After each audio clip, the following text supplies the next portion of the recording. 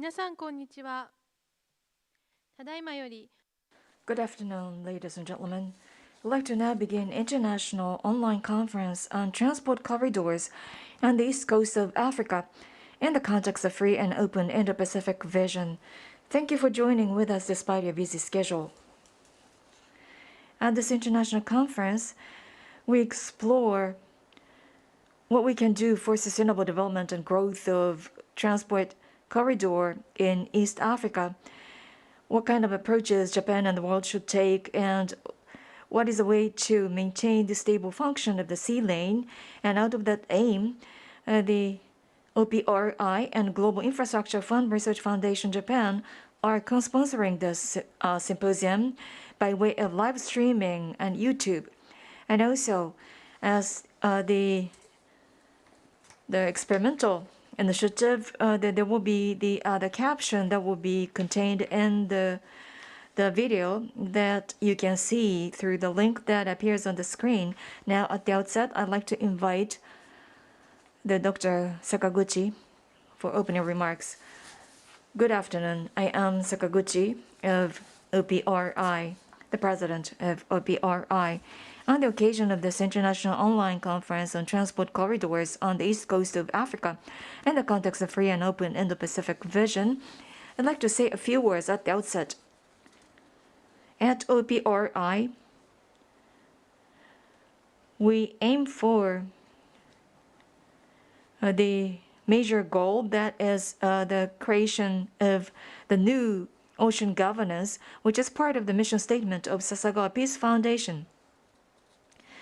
Talking about ocean, it points to the need for ocean environment conservation at the same time. We also have to consider how to go about economic growth, and then the maritime security is another challenge that we are faced with, and therefore the ocean environment conservation, economic growth, and security.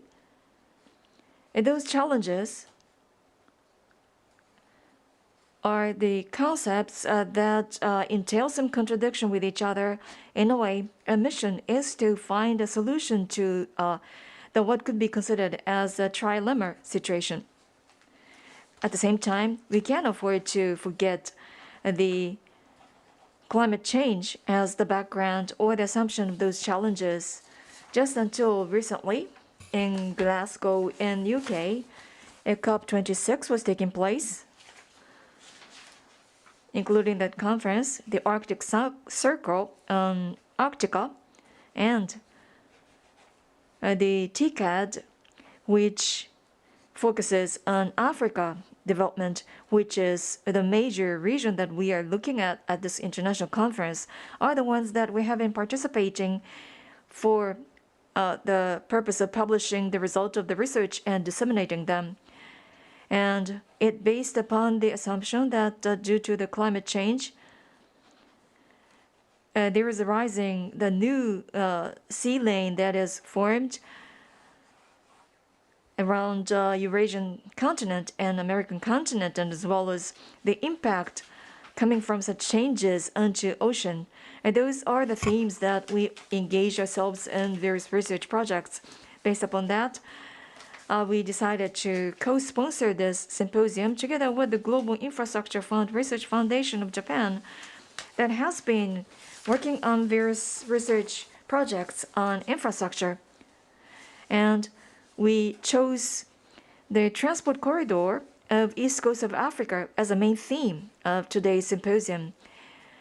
On the East Coast of Africa, there are several transportation corridors from inland to the port.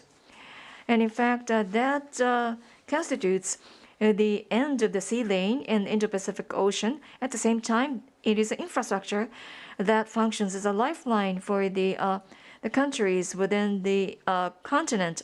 Therefore, it is essential to maintain and strengthen the function of the corridor and develop a blue economy. And at the same time, that is strategically important for Japan, that has been supporting economic development of that region. Therefore, at this conference, I'd like to look at issues related to transportation, economics of east coast of Africa that faces Indian Ocean and the security environment in the context of the free and open Indo-Pacific, and share the findings and knowledges among participants. I encourage you, the audience, that are joining with us remotely in discussion at the symposium. And finally, I'd like to wish for your continued support and understanding on activities of OPRI Sasagawa Peace Foundation and GIF. And with this, I'd like to conclude my today's opening remarks. Thank you very much.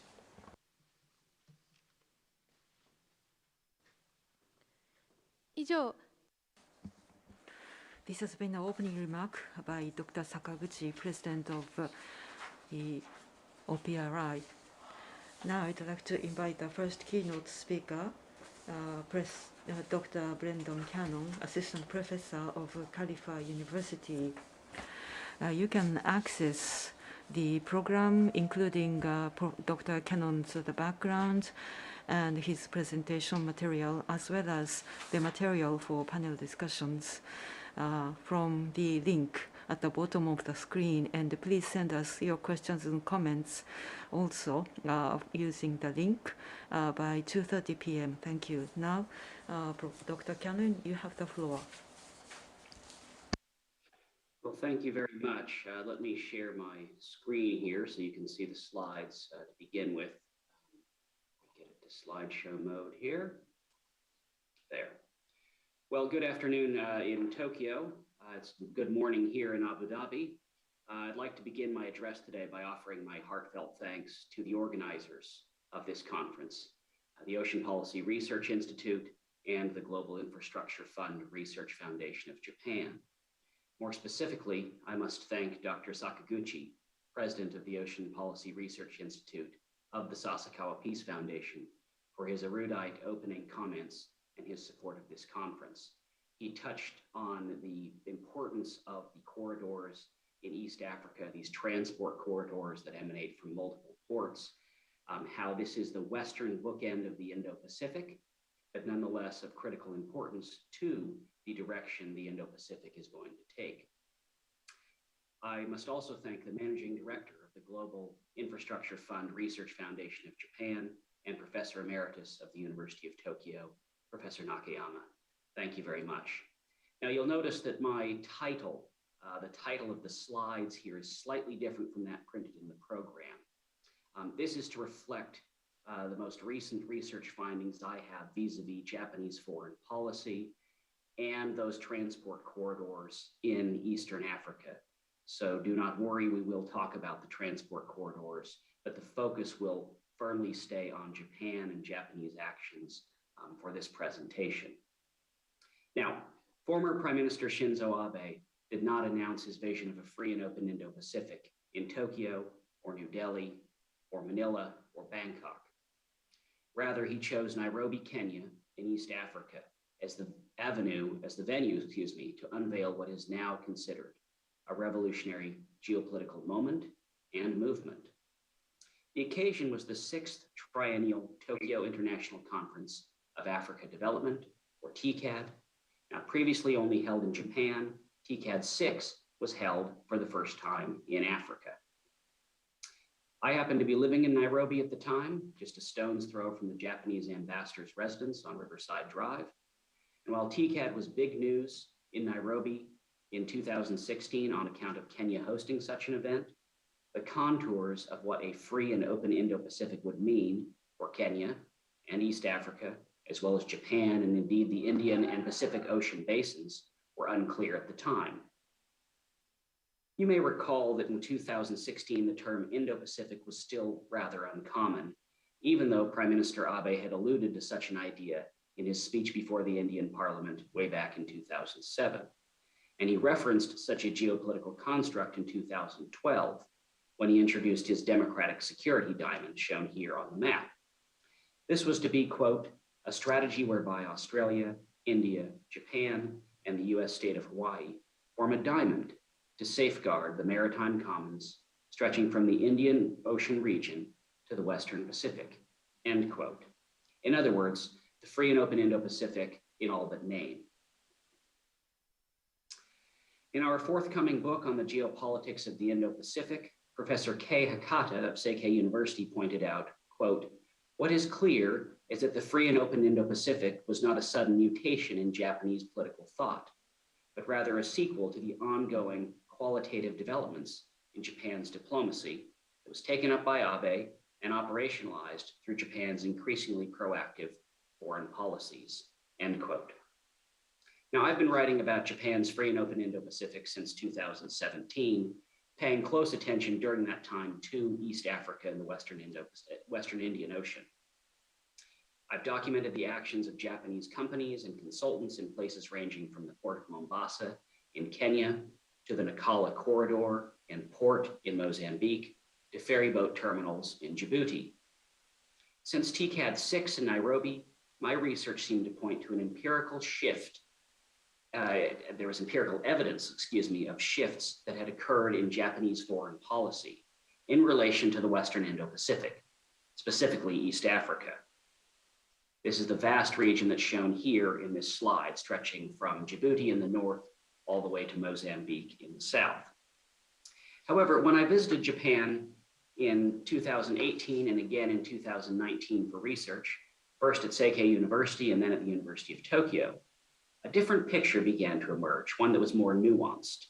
That is, much of what Japanese companies like Mitsui were doing in Mozambique or Nippon Koei were doing in Mombasa predated the free and open Indo-Pacific. Overseas development assistance projects were rebranded as free and open Indo-Pacific projects, even though the planning and implementation phases often stretched back years. Given the complexity of the matter, it seemed that the most judicious approach would be to perform research asking questions such as, what have been the actual results of the free and open Indo-Pacific vision in terms of Japan's foreign policy in East Africa and the Western Indo-Pacific? Or, what is the place of Africa, particularly East Africa, in Japan's free and open Indo-Pacific vision? Now, I faced a bit of a conundrum, though. I had an idea as to which documents I needed to consult and the people I needed to speak with about the topic. But in the case of the documents, however, I lacked the skills needed to exploit them properly. To be clear, I was intent on exploring Japanese language government documents, such as the Ministry of Foreign Affairs annual diplomatic blue books, METI's white books, as well as various policy documents from JETRO and JICA. I'm aware that the diplomatic blue books are also published in English, but for the other documents, it would have proven more difficult. So to this end, I'm pleased to say that the Global Infrastructure Fund Research Foundation of Japan provided me with just the opportunity to solve this problem: research associates and visiting fellows. Accordingly, since early 2021, 6 Japanese research interns have assisted me in answering the following questions. To what extent have the major foreign policy making and implementing ministries of the Japanese government shifted their nomenclature or terminology vis-a-vis Japan's policies toward Africa post-2016? And to what extent have the major foreign policy making and implementing ministries of the Japanese government shifted their focus to and emphasis on transport corridors and or countries in Africa post-free and open Indo-Pacific in 2016? Now, when I say Japanese foreign policy making ministries, I'm talking the non-self-defense force, of course, so the non-military side of foreign policy making in Japan. So in order to conduct the research, we applied a mixed methods research approach. That is, we utilized both quantitative measurements as well as qualitative methods, such as desktop research and in-person interviews with Japanese government officials from JICA and METI, for example. We also explored the number of times key terms related to Japan's free and open Indo-Pacific were used in government documents, such as the aforementioned diplomatic blue books.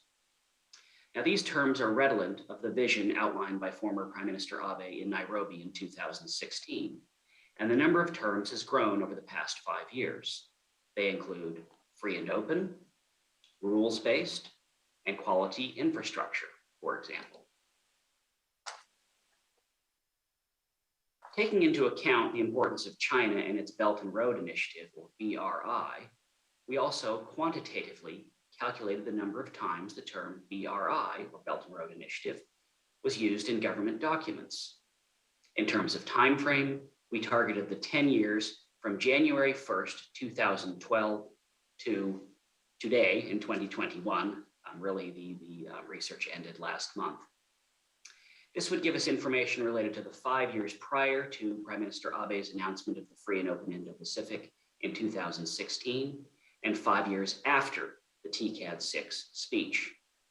In terms of documents, and using the diplomatic blue books as an example, we looked at the same 10 years, 5 volumes of diplomatic blue books from 2012 to 2016, and 5 volumes of diplomatic blue books from 2017 to 2021. The 2021 diplomatic blue book is available, as you're probably well aware. Now, we did the same for METI's annual white books, but our findings were less accurate for various policy documents from JICA and JETRO, where there's no annual report. And these reports, of course, can run into the hundreds, if not thousands. For JICA and JETRO, we narrowed our search to documents related to Africa in general. For research question 1, we conducted multiple steps that included A, quantitative analysis on the usage of free and open Indo-Pacific, key terms in total, quantitative analysis of the same key terms as far as the usage is concerned, and then quantitative analysis on the order in which the usage of key terms started to increase significantly. The results are shown in this slide here. Now, the graph in this slide shows how many times key terms are mentioned in each government document from the 4 ministries. In order to make a comparison of the 4 different organizations possible, each figure is fixed on how many times the key terms are mentioned in each publication in 2012, the beginning of year of our study. According to this graph, JICA has increased its usage of the key terms to the greatest extent of the 4 organizations. JICA increasingly used the key term even before the announcement of the Free and Open Indo-Pacific in 2016. The Ministry of Foreign Affairs and JETRO increasingly used the terms after 2016, and METI did not increase its usage of the key terms in total significantly after 2016. Now, part of the difference, as you're aware, between the number of times we see free and open Indo-Pacific key terms used between, say, JICA and METI is on account of their unique missions. JICA is directly involved in operationalizing Japan's overseas development assistance, or ODA. METI, on the other hand, is involved in promoting economic vitality and economic relationships abroad. As such, it is unsurprising we see more free and open Indo-Pacific terminology in JICA documents. The next findings, shown here on this slide, show how many times each key term is mentioned by MOFA and JICA before and after the announcement of free and open Indo-Pacific. Blue bars show how many times each key term is mentioned before the announcement in 2016, and the orange bars show it after 2016. According to the graphs and from the perspective of each key term, the term free and open is increasingly mentioned after 2016 by all 4 ministries. I'll show METI and JETRO on the next slide. The terms Indo-Pacific, rules-based, Belt and Road Initiative, and quality infrastructure are increasingly mentioned after 2016 by 3 ministries, while the Ministry of Foreign Affairs and JICA mentioned connectivity more after 2016, JETRO and METI did not. And while the Ministry of Foreign Affairs increasingly mentioned sea lanes or sea lines of communication, which will figure prominently in today's conference, as well as maritime security, after 2016, the other 3 ministries show marginal or no difference in this respect. Now, the graphs in this slide complete the picture and show the findings from METI and JETRO. JETRO increasingly mentioned 3 of the 8 terms after 2016. METI increasingly mentioned 5 of the 8 terms after 2016. And the Ministry of Foreign Affairs mentioned all 8 terms after 2016, while JICA only mentioned 4. From the research, we can see that shifts in terminology or nomenclature have definitely occurred since 2016 within Japanese government, albeit those shifts are uneven. But what about shifts in terminology related to the free and open Indo-Pacific and Africa in particular? Here the picture is less clear. our research shows that the Ministry of Foreign Affairs did utilize free and open Indo-Pacific key terms in general and in relation to Africa after 2016 in their diplomatic blue books. The other organizations, with the exception of JICA, did not. Now, our second research question focused on shifts in emphasis by Tokyo on transport corridors and countries in East Africa. Now, let me talk about transport corridors first. Transport and critical infrastructure corridors often form naturally along navigable rivers with ports at their terminus. They are integrated networks of infrastructure within a geographical area designed to stimulate economic development and connect different economic agents in a particular area. Corridors may be developed within a country or between countries. In Eastern Africa, the lack of navigable rivers has frustrated the development of transport and had a major impact on politics and economies. Eastern Africa's lack of natural deep water ports has also inhibited the creation and growth of corridors. As such, the region currently counts only 4 natural deep water ports: Djibouti, Mombasa in Kenya, Dar es Salaam in Tanzania, and Maputo in Mozambique. In sum, these ports supply Eastern Africa with over 90% of imports and offer the primary window for exports. They should be understood as both the point of departure from, as well as the entrance to, their respective transport corridors. Nevertheless, the value of each port and their corridors is mixed given the region's challenging geography, as well as a variety of political and economic impediments. Mombasa, as well as Djibouti, are the only major East African ports that exhibit both viable transport corridors and deep water port facilities. They both form the terminus of major transport and critical infrastructure corridors. Mombasa is the entrance to the interior of Kenya, and then the Great Lakes states of Uganda, Rwanda, and Burundi. It also serves South Sudan, it also serves South Sudan and the Eastern Democratic Republic of the Congo. Djibouti, on the other hand, serves only 2 states, tiny Djibouti, where the port is located, and massive Ethiopia. Given their importance, both ports have seen large-scale expansion, development, and refurbishment that remains ongoing. Now, the dearth of ports and viable economic and transport corridors has led the governments of Eastern Africa to embark on projects with the goal of developing corridors serviced by new or expanded port facilities. Natural resource deposits and their export potential have also led governments, in concert with partners from external states such as Japan, to embark on the building of port facilities, railroads, roads, and other transportation infrastructure. This has been helped by the fact that port building and dredging are common and advanced enough to allow such possibilities, and thus the need for natural deep water ports, while optimal, is no longer a prerequisite to building and development of ports and transport corridors. For the purposes of our research, we looked at 3 transport corridors highlighted in the Ministry of Foreign Affairs diplomatic blue books as objects of interest for the Japanese government. They are Mombasa, or the East African Northern Corridor in Kenya, Nacala in Mozambique, and the West African. Of these 3 corridors, Mombasa is by far the biggest, longest, and most important in terms of goods and services. Mombasa, in the corridor that runs through Nairobi and westward into Uganda, Rwanda, and Eastern Democratic Republic of Congo, has also been the site of most Japanese interest and projects. Now, the findings were uneven. For example, Ministry of Foreign Affairs and METI both increased their usage of the term corridor since 2016, while JICA and JETRO did not. Only the Ministry of Foreign Affairs and JICA documents mention specific corridors like the Mombasa corridor. All 3 African corridors were increasingly referenced in the diplomatic blue books after 2016. However, JICA only increased its usage of the Mombasa corridor. In terms of countries, our research focused on key states. We selected these key states because they were African countries that are listed as strategically important in the diplomatic blue books or were mentioned in the interviews we conducted with JICA and METI officials.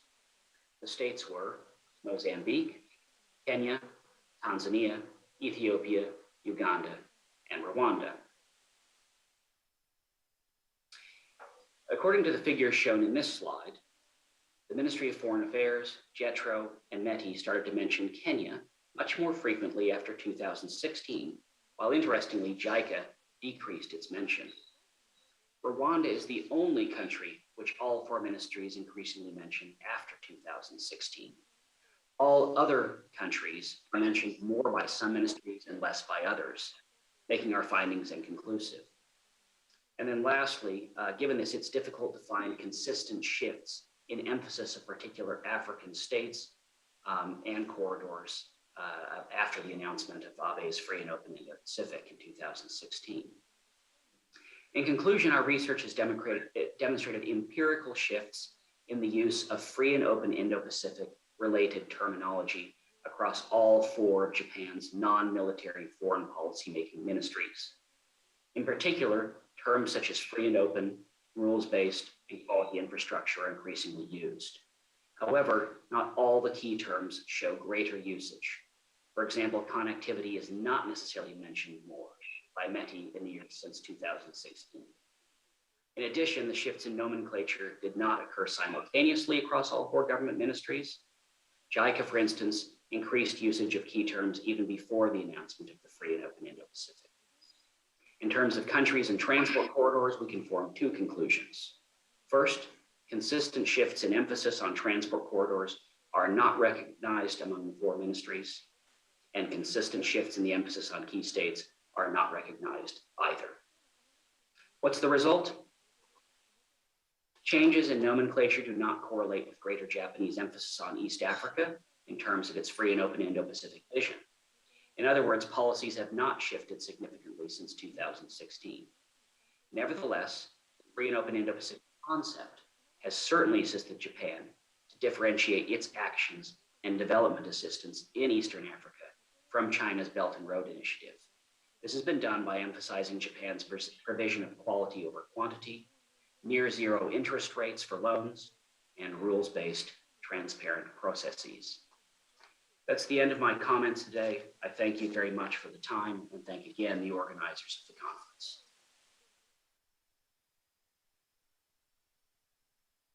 Cannon 助教 Dr. Cannon, thank you very much. Now, I'd like to invite the next keynote speaker, Mr. Kazumine Akimoto, Senior Research Fellow of OPRI SPF.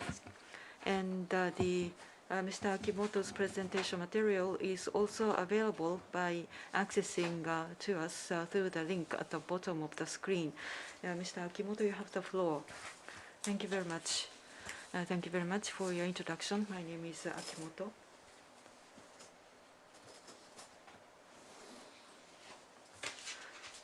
As Dr. Cannon already explained, the free and open Indo-Pacific includes Africa. So how does it relate to Africa itself? Well, of course, the Indo-Pacific is connected with the Africa through the ocean. Thank you for the screen. As you can see on the screen, from the seas to the transport corridors on the east coast of Africa. This is the subject and title of my presentation today.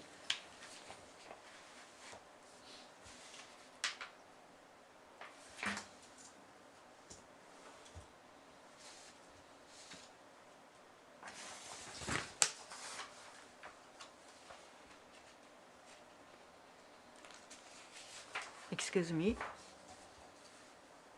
As Dr. Cannon already mentioned, East Africa and Japan and the international community, well, Japan has been leading connecting the East Africa and Japan and East Africa and the international community. In 2007, at the Parliament of the Republic of India, then Prime Minister Shinzo Abe made a speech entitled "The Confluence of the Two Seas," where the Pacific and Indian Oceans are now bringing about a dynamic coupling as seas of freedom and prosperity. And then in 2016, the Free and Open Indo-Pacific vision, or instead of the strategy today, initiative, the word initiative is often used, but as was said, Free and Open Indo-Pacific Ocean vision was announced at the TICAD 6 in 26 in Africa.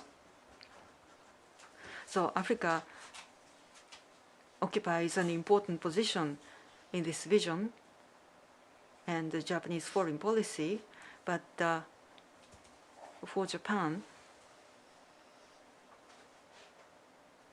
the weight that the Africa has been given by Japan has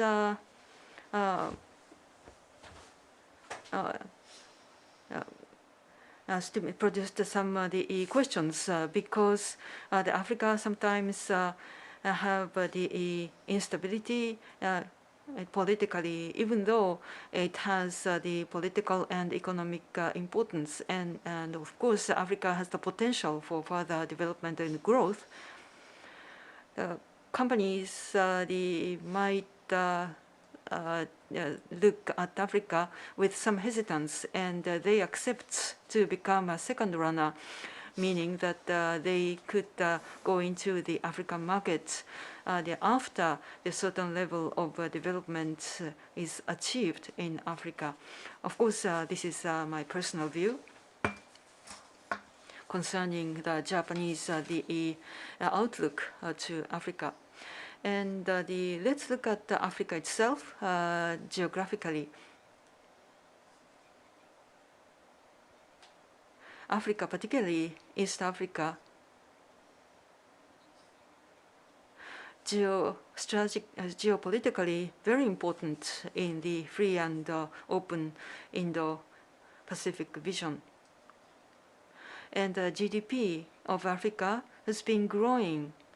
Total real GDP of Africa was recorded $2.4 trillion in 2017. And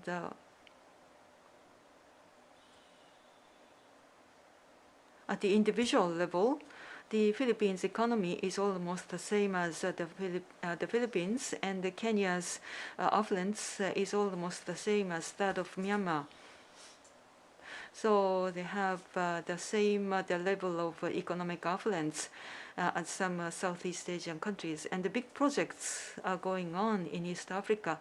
In 2020, in Egypt, Kenya, and Tanzania, as you can see, there are large projects started, and they are now going on.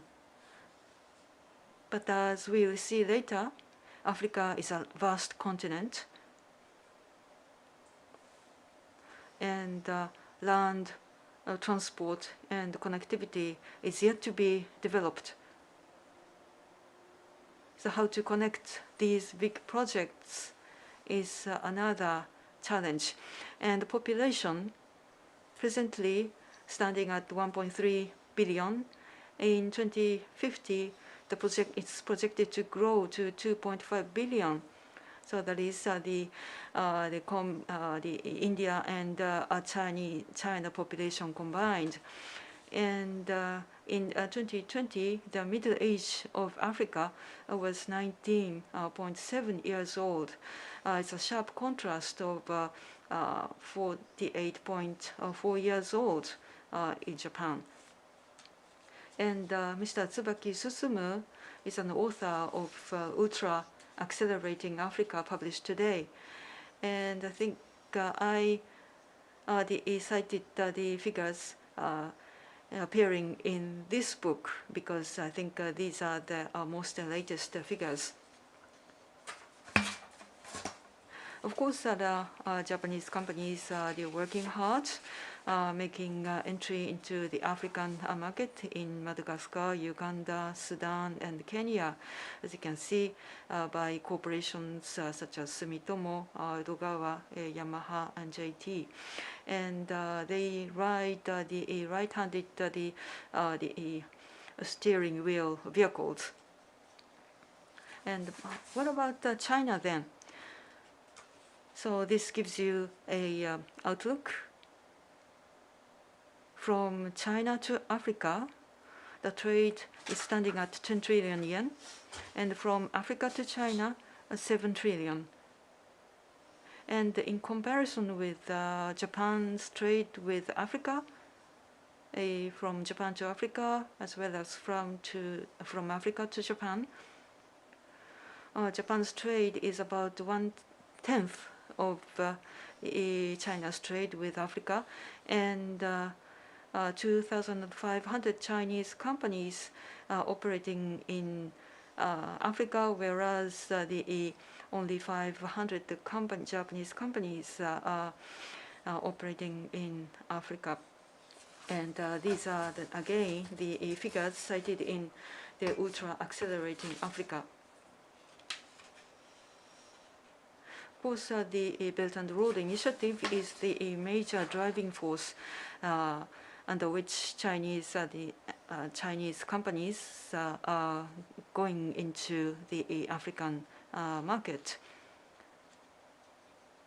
But it's often said that the Chinese Belt and Road Initiatives projects are taking the form of direct investment and the package deal, and there are strong concerns of the debt trap.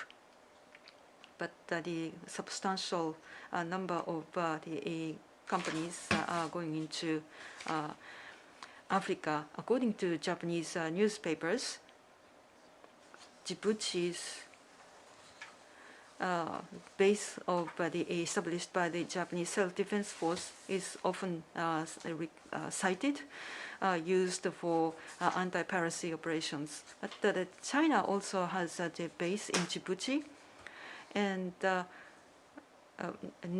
from neighboring airports, the transport corridor extends to the neighboring countries, and that connectivity project is also supported by China. So Japan is far behind of China in that sense. And this is also the very important information. That is the fact that Africa is a vast continent. It's 7,400 kilometers east to west and 800,000 kilometers south to north. And so from Tokyo to Seattle, the distance is 7,600 kilometers, and from Tokyo to Dubai, 7,900 kilometers. And so it's about from Tokyo to Eurasia and Dubai, and south to north, and for east to west, it's almost the same as the distance between Tokyo to Seattle through the Arctic air route. But Africa is often regarded as a continent of conflicts. So it's really difficult to go through all of these spots, but the stars on this map shows conflicts, internal conflicts, and terrorism. And it's not appearing this, but Ethiopia recently see a insurgency destabilizing the country. So this is the one fact that we should keep in mind. And the impact of climate change is very strong in Africa. As you are fully aware of, it's quite inconceivable in Japan, but Africa is hit very frequently by floods and drought, hitting heavily agricultural land. And the insecurity and also the poverty aggravated by floods and drought, and all combined threat internal stability, causing the conflicts, that precipitate the internally displaced people and the refugees. A case in point is Lake Chad, hit by floods and droughts at the same time, that caused the food shortage and water shortage. That was the cause of conflicts and made room for Boko Haram's advancement. And further on, as you can see on this map,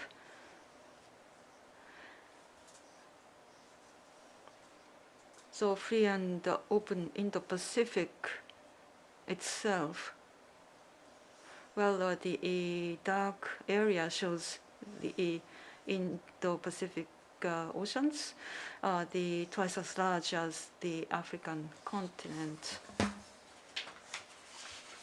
And globalization is accelerating, and the vast expanse of the continent and the vast expanse of the seas and oceans, they need to be connected. We need to value more the connectivity between the sea and the land. If we are successful in connectivity, then, as you can see at the bottom, I use the word connectography.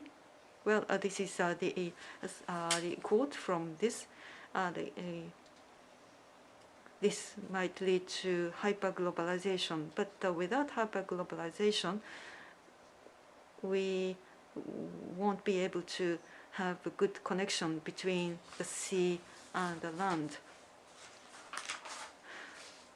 So we specialize in the oceans as OPRI, and let's from the Arctic. During the summer period, the ice-free navigation routes are open, and Eurasian continent and American continents are seamlessly connected through sea navigation during the summer season. If the global warming going on, the navigation routes would be possible for a longer period of time. And Eurasian, the blue shows the Eurasia blue belt, and the green shows the connection with the American continent. So with these lines, we now have a seamless connection with connecting African continent. So this is now emerging, and this can become the part of our normality. That should be kept in mind in our consideration of Africa. So this is our advertisement, so to speak. We are now carrying out the study, creation of the international structure for securing the oceans, called by the Blue Infinity Loop. So the infinite, the eight-shaped infinite loop is now called the Blue Infinite Loop by our group. In order to keep the stability of this loop, what should we do?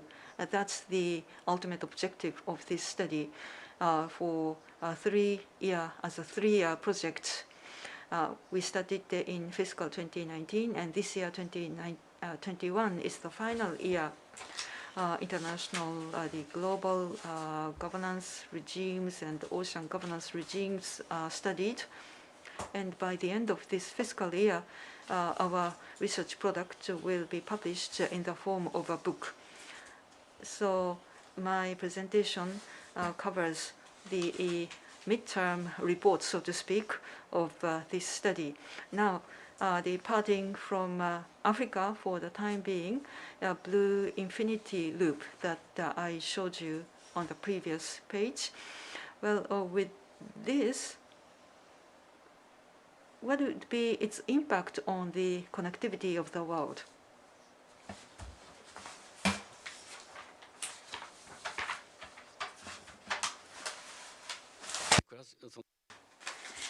So from classical geopolitics point of view, as you may know, Halford Mackinder or Spikeman, they advocated the pivot land illustration. There will be the heartland, and to prevent the inroad from surrounding area, the crescent or rimland are considered to protect heartland. So this is a classical geopolitics that revolves around continent. It may sound somewhat unthinkable, but remember the blue infinite loop that I showed you earlier? When that blue infinite loop covers all over the globe, what happens with the transport corridors? Then the heartland, in this case, will become the circle that appears in the Indo-Pacific Ocean. It would take too much time if I am to explain about why this is going to be the heartland, and therefore you can ask me questions when we have a time. But the heartland that I showed you earlier is faced with unstable security environment. Instability of security environment comes from not only military factors but also other factors as well. One is about the inroad by some of the powers in a very coercive manner, or the maritime expansion that is not complying with the international law, unfair trade practice, unreliable investment, among others, there resulting in instability of the security environment in this region. Here, when we consider free and open Indo-Pacific Ocean vision for Japan, we should identify like-minded nations and work together to face such coercive maritime expansion, unlawful maritime expansion, and unfair trade practice and reliable investment that eventually leads to competitive aspect, not necessarily conflict, but the kind of inconsistency with the China's Belt and Road Initiative. I showed you earlier that this is the heartland. And now, for Japan, where the crescent lies and which are the rim nations, rim land, that's indicated in this map. An ocean that is included in here would be East and South China Sea. And farther away from that, the Western Pacific would be also included as outer rim. And then Bay of Bengal, Arabian Sea, and although I don't have a time to elaborate on, South Pacific region would be also included. Maybe we might have comments from Mr. Watanabe during panel session later on. But I would refrain from talking about South Pacific region. And when you consider expansion to East Coast, you require access points. According to military terminology, that is beachheads. That could be Mogadishu in Somalia, Lamu in Kenya, and Mombasa, Kenya, and Tanga in Tanzania. Dar es Salaam in Tanzania, and Nacala of Mozambique. So the question is access to those beachheads to protect security environment and to secure the free navigation in the ocean, and how we can ensure safety and security at sea in conjunction with those beachheads. Then the question is, how can we secure maritime transport corridors, and how can we ensure safety of beachheads, that is ports? Most importantly, and of course, economy, politics, diplomacy, and if I dare to say, it could be something like the kind of apple polishing type of the attitude to some powers, but for those countries that use the corridor, we can think of influence that could be exercised on them. We call capacity building, again, the military terminology. In different regions, we can support capacity building in those countries. I believe that is going to be important, the policy on our side. So for instance, as I mentioned at the outset, those countries, of course, are not free from negative impact of climate change, and therefore, from the point of view of security environment, what kind of support could be extended to countries that are faced with rising sea level, or in the case of the farmland, they are damaged by drought because of extreme weather. Those are just examples, but these are the areas where we can exercise positive influence. And who would be the party to do that, doing that?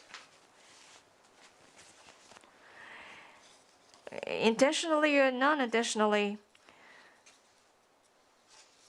if we are to embrace free and open Indo-Pacific Ocean, then inevitably that would compete against the Belt and Road Initiative. Therefore, we have to skillfully navigate such development.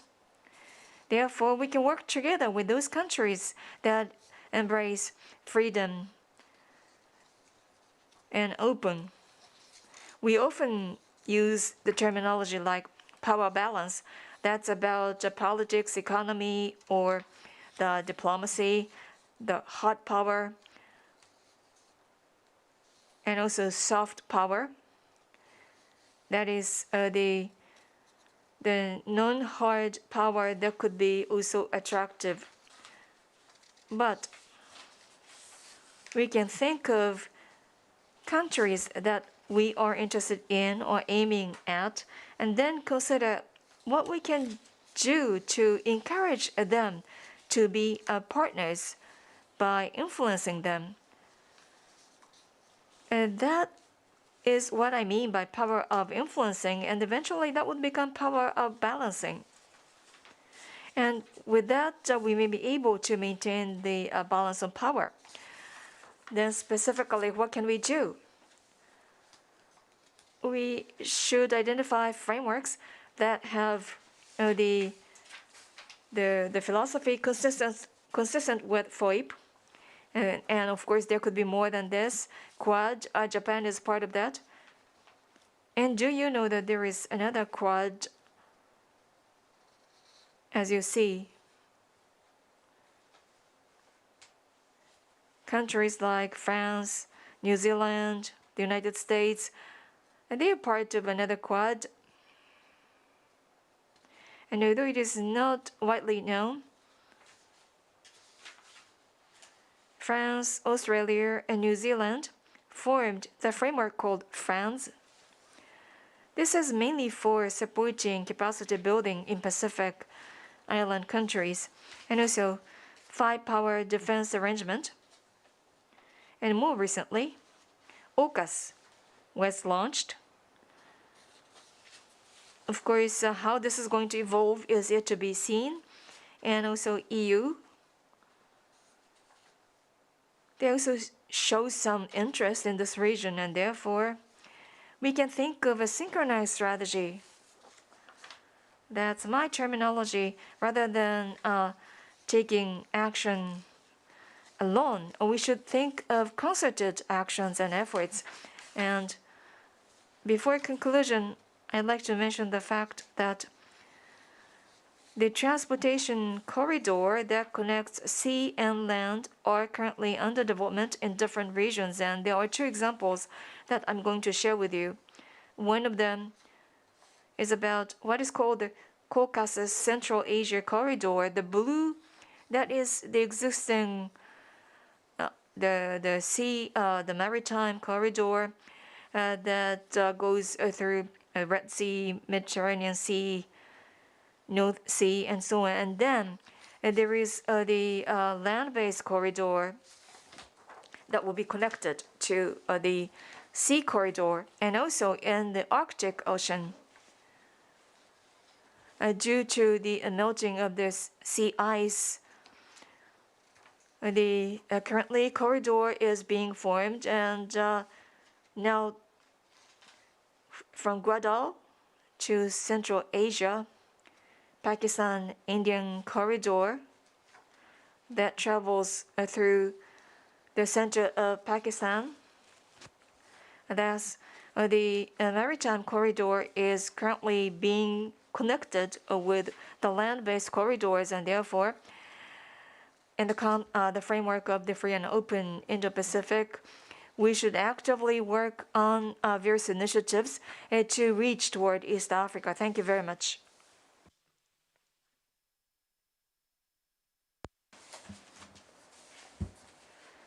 Mr. Akimoto, thank you very much. Now we'd like to go on to the panel discussion session. Panelists are two keynote speakers, Dr. Cannon, Mr. Akimoto, and the commentators, Dr. Brook, and Ms. Captain Aizawa, Mr. Kobayashi, and Dr. Watanabe of the OPRI, and the Dr. Mikiyasu Nakayama of the GIF. Dr. Nakayama is going to moderate this panel discussion session, and please use the QR code and the link at the bottom of the screen to send your questions and comments by 2:30 p.m. And as much as the time allows, we will ask the panelists to answer your questions. Now, Dr. Nakayama, you have the floor. Thank you. As was introduced, I am with the Global Infrastructure Fund Research Foundation, Japan. Mikiyasu Nakayama is my name, and I serve as the moderator of this panel discussion. The government of Japan, as well as various businesses, expressed their interest through free and open Indo-Pacific, but their interest tends to focus more on Southeast Asia and South Asia, and shows less interest in the relative terms on East Africa. And therefore, I believe this is quite opportune that we have this session to discuss the transport corridor in East Africa and the free and open Indo-Pacific. We had two keynote presentations on Africa transport corridor. At this panel discussion, we have four commentators to share with us their observations. And then I'd like to move on to raise some questions to panelists for their views. Also, I'd like to encourage panelists among themselves to be engaged in discussion as well. And depends on how much time is left, we might be able to aggregate questions from the audience and then ask them to the panelists. Now, first I'd like to move on to Dr. Brooke from Seattle, please.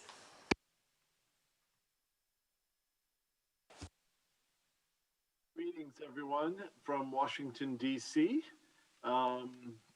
It is an honor to join you virtually, which under the circumstances is wonderful. The last trip I took before COVID was to Tokyo. And so it is wonderful to be re-engaging with the world. I'm going to share my PowerPoint here. I'm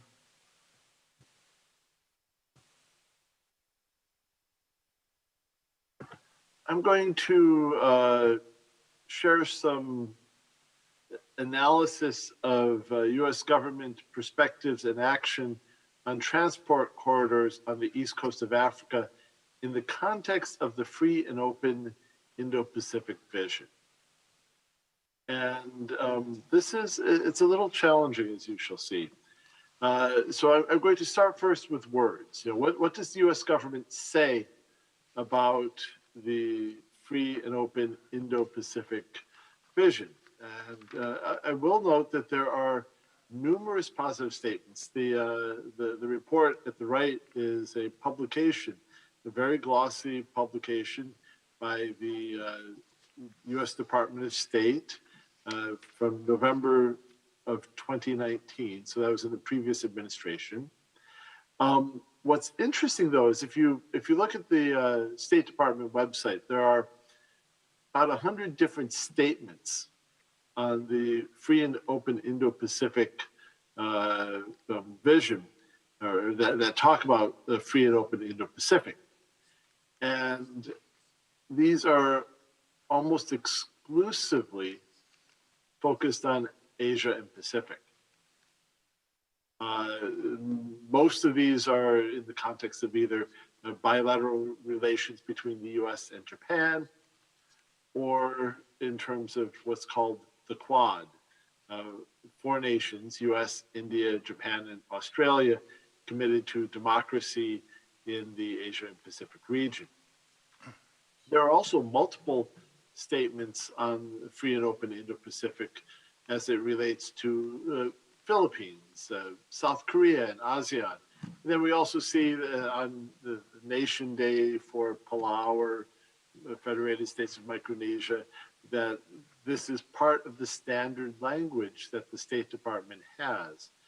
But if you go through all these documents, there's nothing on East Africa, or for that matter, anywhere else in Africa. So there are lots of words, they're very favorable on the free and open Indo-Pacific vision, but it's all focused on the Pacific and the eastern part of the Indian Ocean.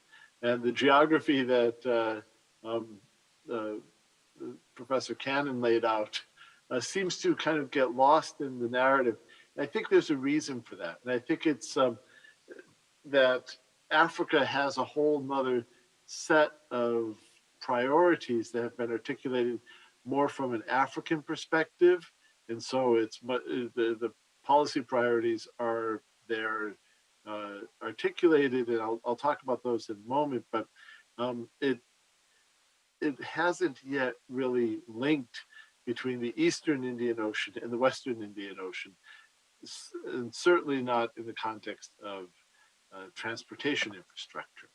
So those were words. Now actions, and what does the U.S. government actually do in East Africa with relations to foreign aid and transportation infrastructure?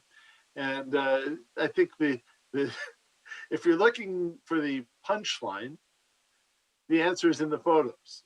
There's not much on transportation. I'll get to that. So there are two institutions that are worth briefly mentioning. One is the U.S. Development Finance Corporation. The other is the U.S. Agency for International Development. I'll talk about each of these briefly. The DFC was established by the 2019 BUILD Act and was actually formally constituted in December of 2019. It merged the Overseas Private Investment Corporation, or OPIC, the USAID Development Credit Authority, and other smaller offices and funds. And this institution really focuses on mechanisms to enhance private sector development projects. And so these may be loans to private businesses, loan guarantees, insurance, and otherwise. One of the interesting things is that the DFC is really aimed to counter China's influence. So this was part of the motivation that China's development, which did a lot of private sector work, was seen as something that the US needed to be more nimble and focused on. In June of 2021, under President Obama's administration, DFC announced that it will support efforts for a new global infrastructure initiative to narrow the infrastructure gap in the developing world. You hear this, you think, oh, wow, this is great. This is really what we want to talk about here. But then when you look at the infrastructure, it's healthcare, it's financial inclusion, it's food security and agriculture, it's water, sanitation, and hygiene. There is this section on technology and infrastructure, and we'll get to that in a moment. DFC uses $25 billion in federal funds to mobilize $50 billion in private sector capital for a total of $75 billion. This is global. Unfortunately, for our purposes today, there's no real focus on transportation infrastructure. The previous administration, the Trump administration, had a sustainable urban transport and infrastructure project. It had a Connect Africa initiative. Those have now disappeared from the websites. They're talked about, but they're no longer the priority. And infrastructure basically focuses on internet and communications infrastructure. Of the $4.4 billion invested in Africa, less than 1%, only $40 million, has been actually invested in transportation infrastructure. And a certain amount of that is more on the urban side. The other major agency that funds work in Africa is USAID. And again, you look at the Africa-wide priorities: agriculture, health, democracy, climate change, humanitarian crises. Nothing on transportation. East African priorities is somewhat similar: trade, food, electricity, health, conflict, natural resources, humanitarian assistance, and young African leaders.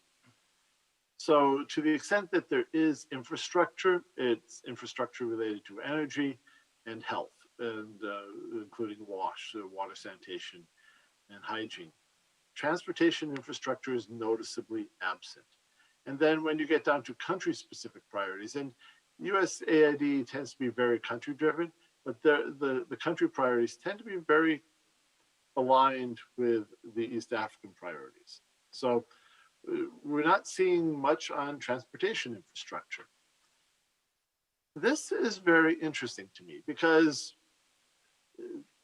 first, the US is very excited, very supportive, very positive about free and open Indo-Pacific initiative in Asia and the Pacific.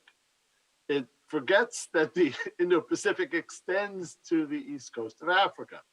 And from a policy perspective, embassies and State Department, they don't talk about the free and open Indo-Pacific initiative in East Africa. Moreover, the investments that are in East Africa, which are substantial, don't have any meaningful measure focusing on transportation infrastructure. This leads to a paradox. There is a very clear US desire to compete with China for development aid and influence in East Africa and elsewhere. But both the words and the actions don't actually challenge China directly on infrastructure construction. And this is, I'm not talking just about transportation, but especially transportation. Why is that? Well, I would hypothesize that there are two basic reasons. One, there are a lot of environmental and human rights impacts, social impacts of transportation that makes the US government cautious about investing in those activities. And secondly, this isn't an area where US industry has been particularly competitive with Chinese industry. So while there is a lot of investment in Africa, they tend to focus on areas where the US has policy priorities and it's more competitive, including climate change, water, gender, agriculture, soft infrastructure, and good governance. And these last two, capacity and good governance, especially when we're talking about transparency and accountability and inclusion, these provide potential avenues for addressing and challenging some of the impacts of transportation infrastructure that have been supported by China. With that, I thank you for your attention.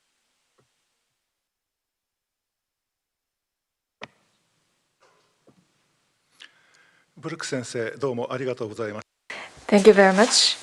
That was Dr. Brook of the Environmental Law Institute of Washington, D.C. Now I'd like to hand over the microphone to Associate Professor Teruaki Akizawa of National Defense Academy. Good afternoon. Thank you for the opportunity to speak in front of you. Up until last year, I belonged to OPRI, and there, Free and Open Indo-Pacific was the main research theme. Today, I really appreciate the detailed the presentations given by Dr. Blandon and Mr. Akimoto, and also Dr. Brook. Thank you very much for your clear comment. I'm not an expert of economic cooperation, but when I start thinking about the basic question that is about what is free and open in the Pacific that Japan is trying to promote, a FOIP, and then hope that my view would serve as one of the food of thoughts for considering development of East African coastal region.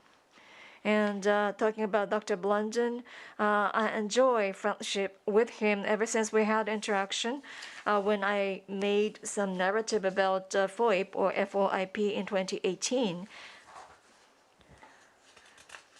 Now, as has been explained by Dr. Blandon, actually, there is no such official document that explains details of FOIP, and therefore all we have to do is to offer interpretation based upon diplomatic blue books and other policy statements. And sorry that this is a bit old screen, but I believe this is rather clear, although it is somewhat outdated. Back in 2017, the article of Nikkei, that is, this was advocated by Abe administration.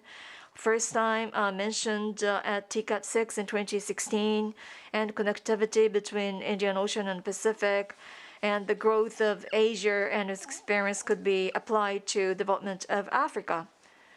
So, and also checking the inroad of China out of security interest, those elements are covered. However, although the TCAT 6 was the first occasion where FOIP was mentioned, the strategy was not referred to. It was mentioned for the first time in Diplomatic Blue Book. And as you have seen in the conceptual screen, which is the always updated, this is the latest version. And as you see, the ASEAN's presence is now emphasized. And the basic concept remained the same, to connect the Indian Ocean and the Pacific Ocean. And in fact, the east coast of Africa, that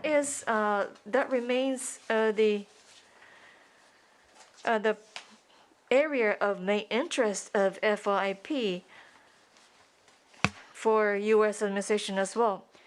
And the philosophy and its essence, as described in red, which is the in this document, that's the English version of the Diplomatic Blue Book, and also in the 2020 version, here is a list of initiatives by related countries on FOIP.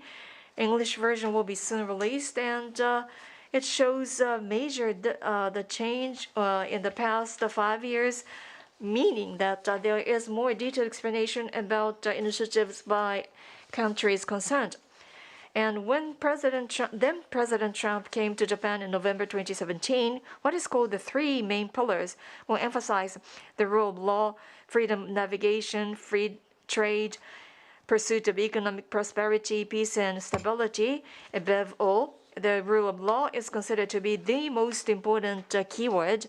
And when then Prime Minister Abe delivered the keynote speech at the Shanghai Dialogue on May 30th, 2014, he referred to 3 principles.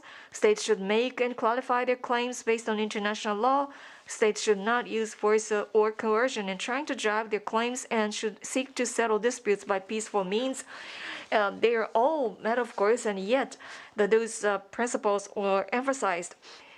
And now here is a list of the documents for reference, 2-3 years old, yet they essentially encompass the essential part of FOIP. And the key points are, first of all, this is the philosophy based upon the liberal world trade. It is not necessarily the concept to confront China, yet the relationship with China is a matter of central interest, and therefore there is the essential duality. And that would be expressed by way of cooperative strategy to realize competitive strategy type of expression. And Shinichi Kitaoka referred to the expression of detoxifying a China B&R initiative. That is expression that resonated deeply with me. And now about FOIP, the points of focus more recently. We used to consider that it was Quad that would be the main framework. That is the Japan, US, Australia, and India. But more recently, the multilateral partnership and collaboration is now being emphasized, involving ASEAN and European countries. And both in Japan and the United States, although we saw a change in the administration in both countries, yet FOIP is still maintained.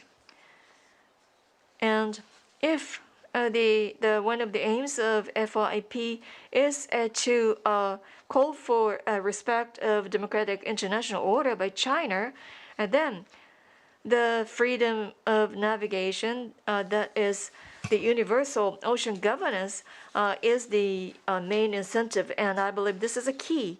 And now I'd like to discuss the relationship with FOIP and China's B&R initiative. In June 2017, when then Prime Minister Abe delivered the speech and referred to B&R initiative, he mentioned that with conditions such as fair and transparent procurement and sound finance, and then he was willing to consider cooperation with the initiative. And also in January 2018, he delivered the policy speech and discussed the relationship between FOIP and BRI and cooperation with China for infrastructure development in rising demand in Asia. And also in May 2018, when Premier Li of China visited Japan, two countries agreed on economic cooperation in third country, and the promotion of that cooperation was referred to when Prime Minister Abe visited China. But the economic cooperation in third country is yet to be materialized. It may be due to COVID-19, but yet, when we consider the impact of China, it is somewhat difficult to realize, which is represented in the Ticket 7 Yokohama Declaration, which I read, references to FOIP at Yokohama Declaration 2019. We take good note of the initiative of a free and open Indo-Pacific announced by Prime Minister Shinzo Abe at TICAD 6 in Nairobi. In other words, Japan wanted to include support from African countries to FOIP, but it appears that there was opposition among those countries that represented the interests of China, and that is why such periphrastic the expression was used. I would not say impediment when it comes to relationship between Asian, African countries and China, yet that could be the case, and therefore we have to consider its impact when we try to seek for the cooperation for development of Eastern Africa. I have so far explained about the basic understanding about FOIP, but in conclusion, I'd like to mention that about the less interest of Japan toward Eastern African development, there could be various factors, as was referred to by keynote speeches. But when we consider the relationship with China and those African countries, then we have to consider there is a limit to what Japan can do in trying to enter into those countries for a partnership because of the development aid by China, and therefore there must be a way to explore the cooperation by way of different measures, and that's what I'd like to discuss at this panel discussion. Thank you. 相沢先生、どうもありがとうございました。Captain Aizawa, thank you very much. The next speaker is Mr. Masanori Kobayashi, Senior Research Fellow of OPRI, please.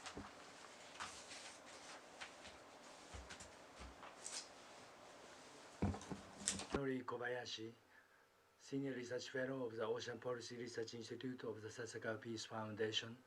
I'd like to thank Professor Nakayama and the co-organizers for inviting me to share with you the highlight of my research on West Indian Ocean and its management. I hope that my talk will be useful to your discussions over there. Let me just show you some of the slides that I have been working to share with you the highlight of our research. Obviously, the Indian Ocean is a very important ocean in terms of the fish production. At the same time, there's a growing trend now to expand the marine protected areas around the world. And in terms of the MPAs in the West Indian Ocean regions, it is actually British Indian Ocean Territory and the Seychelles that have substantive proportions for the marine protected areas, while other countries and the regions have a very limited MPS. When we look at the east coast of Africa, it is Sudan that have a substantive coverage, and others rather limited MPA coverage as well. When we look at the 3 countries and 1 overseas territories in West Indian Ocean, we see a polarized trend in terms of the fishery patterns. Madagascar and Mauritius are expanding their fish catch, while Réunion and the Seychelles are decreasing their fish catch. We often see that the fishery can be in contrast with a marine protected area or the ocean conservation efforts. And Seychelles, for instance, it has announced its plan to expand MPS in 2018. And last year, March, the president of Seychelles issued a decree to designate 30% of its waters as marine protected areas. We look at several factors that might have played a role in having a different response by the 3 countries in terms of the fisheries and the marine protected areas. We see per capita income, we see also fish catch and tourist numbers, and obviously for the Seychelles, as fishery is very limited, they didn't have to undertake extensive and sometimes complicated consultation and consensus buildings with fishery sectors of fishermen. Distance fishing nations and the vessels are also operating in East Africa, West Indian Ocean. And when we look at August to November this year, China, Japan, Korea, and the Chinese Taipei fishing vessels are operating in the regions. When we look at the high sea areas, they are mainly Chinese Taipei vessels that are operating in the regions. And for the Seychelles EEZ, it is more like a combination of Chinese Taipei vessels and the mainland China vessels. When it comes to the Tanzanian EEZ, it is mainly the Chinese drifting long-line vessels. Just for the comparison, when we look at West Africa, for this summer, there is a limited fishery operations there, and for August to November this year, we didn't observe any Chinese vessels operating in Gambia. Nonetheless, historically, there was a time when Chinese vessels are operating very intensively. The figures shows from 2014 to 2021 that the Chinese vessels are operating very intensively. And these are the trawlers that are very exploitative fishing method. Fish transshipment are also taking place in the region, East Africa, and also Arabian Sea, and many Chinese vessels where mainly like a small fishing boat catch fish and reload fish in the large freight vessel that takes fish back to East Asia. So we see that the distant fishing nations and vessels have been affecting fish stock in the West Indian Ocean, and the benefit of fisheries are not necessarily evenly shared by the island and the coastal states. There was a record of exploitative fishing by distance fishing nations and vessels that are presumed to have a negative impact on fish stocks and also the local fishermen's and the villagers' livelihood. The limited social capacity for implementing the maritime law enforcement, maritime law and marine resource management is one of the factors that we consider very important. And for this, there is a need for international assistance as well. We also see FAO's global Port-State Measures Agreement and the related mechanism play a very important role. And we see a need to provide a support, particularly to island and coastal states that have a limited capacity to implement policies and measures for sustainable ocean and marine resource management. I hope that my talk is useful to stimulate your discussions, and look forward to having your feedback. I thank you for your kind attention. 小林様、どうもありがとうございました。Thank you very much, Dr. Kobayashi, or Mr. Kobayashi. And now, also from OPRI, we have with us Dr. Atsushi Watanabe, Senior Research Fellow, and ask him to share with us his comments. Can you hear me? Watanabe of OPRI. I'm currently in Palau, and therefore I am participating in this session remotely. Palau, Japan. Palau has a geopolitically important position for Japan, but I hope that there will be another opportunity to talk about the importance of Palau. And now I'd like to share with you the screen. Can you see the screen?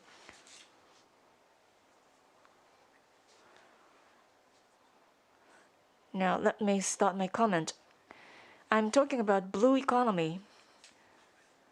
For Eastern Africa transport corridor, I'd like to talk about the blue economy, that is to achieve the compatibility between the sustainable development and the conservation of environment. We heard about the coastal fishing, the aquaculture, the processing industry, among others, could be included in the sector that we can think of as a part of blue economy. This shows the population growth in Africa by 2050. The population will be doubled to reach 2.5 billion in 2050. And Eastern Africa is highlighted in red. Ethiopia, Tanzania, Uganda, Kenya. They will see the huge increase in population there. And because of that, when economy and society develops, we also have to consider impact onto the environment, to consider how we can effectively achieve conservation of land and maritime environment, and also consider the natural resources on the inland area or land area as well. The blue economy is yet to be fully explored for its potential. And in the conservation of maritime environment, including the debris and waste pollution, it is something that we have to promote further, especially toward young population that is going to be the productive population. We have to consider how we can develop human resources, especially decision makers, who can consider that those two aspects that they have to pursue. And therefore, we saw the rising interest in blue economy in Nairobi. Sustainable Blue Economy Conference was held in November 2018. There, the sea, the coastal area, as well as lakes and rivers have to be taken into consideration. And the landlocked countries also have to consider the importance of sea. And the 7 priorities were identified. Red is about economy, yellow is about society, and the environment and governance. They are color-coded as such. And as you see, they are well balanced in terms of the priorities. The question is how the synergy could be produced among different disciplines and sectors by combining the cooperation between private and public together with the international cooperation and support. For instance, one of the top, the ocean and the transportation corridor on the land are included in targets, and number 5 and 6, they are about the climate change, adaptation, mitigation, and countermeasures against the ocean pollution and the utilization of those resources through partnership among inland countries or landlocked countries and the coastal countries. We should consider improved connectivity and connectivity between the cities and work on the ocean pollution issues as well.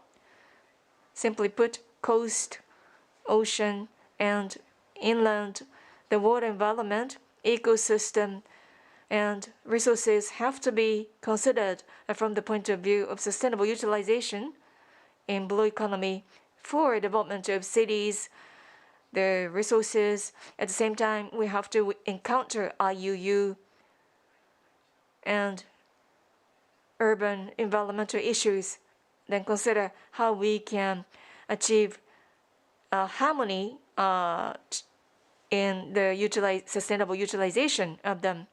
And this is in the case of the Mombasa in the development in May 2019. There we also conducted the interview of the officials at the port.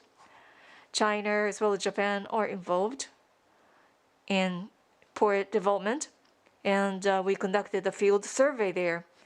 And toward the south of Mombasa, the beach as well as the what is called the Gaji, that's the name of the village. There, we saw the subsistence farmers and the fishers as well, and they were involved in the restoration and plantation of mangrove trees. And there was a community-led initiative for conservation and restoration of mangrove, and they are viewed as the carbon credit, and two villages and the community benefit out of that carbon credit to enjoy access to clean water, among other resources. So that's the mangrove-based activities, including ecotourism, that produce the revenue source. Whether it is coastal area or inland in Kenya,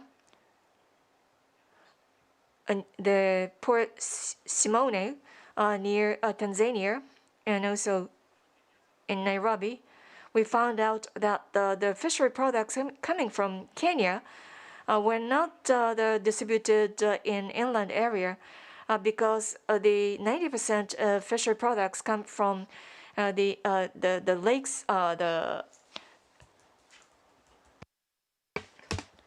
水質の悪化だっけが取れなくなってきており、そのためビクトリア湖で取れる魚の価格というのはどんどん上がっているということがあります。で、一方、モンバサから北部回廊を通して中国から輸入される非常に安価なティラピア等の切り身魚が、ケニア、それからさらに内陸の国まで輸送されて安価で売られていることで、地元の魚がなかなか競争できなくなっているということもあります。こういったケニアで取れる魚にどう競争力を持っていって地元の漁業者の生計を守っていくかといったことも重要な課題になるということで、中国からほとんど魚のほとんどは中国から今ケニアには輸入されているという状況です。さらに国内で取れたシーフードに対する需要が増加した場合、今後そのニーズを満たして加工業等により付加価値をつけて地元にお金を落とせるといったようなことや、新たな養殖業等の分野を含めて進歩して開発していく必要があるということだと思います。最後のスライドになりますが、以上簡単にですがケニアの沿岸やの様子を見てみました。今後アフリカでの回廊開発において中長期的に視野に立ったフルエコノミーの観点から重要と考えられることは以下の3点です。食料安全保障に関連する水産、養殖、加工といったサプライチェーン全体での研究開発や、それが So those are the three important points based upon our visit to a coastal area of Kenya, and that includes fishery and surrounding industry, as well as a young population, and the blue economy. Knowledge has to be developed among young people by way of